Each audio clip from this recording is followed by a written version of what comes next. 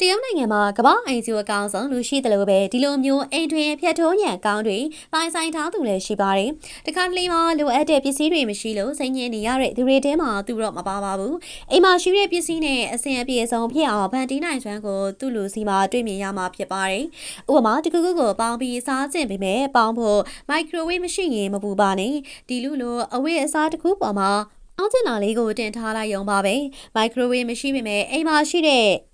အဝစ်မတ်နဲ့တင်ကောင်းကောင်းပေါင်းလို့ရပြီးနောက်ပြီး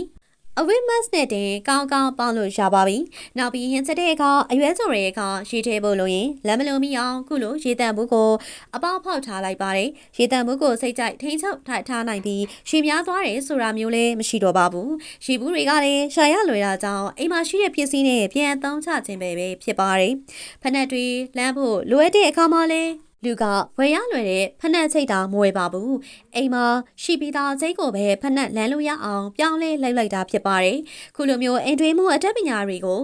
အိမ်တိုင်းမှာတထားတင်ပါတယ်ပြည်သက်ကြီးတို့အိမ်မှာရောကိုယ်တိုင်တည်ထင်ထားတဲ့အရာတစ်ခုခုများရှိရင်မျှဝေပြခဲ့နိုင်ပါတယ်နော်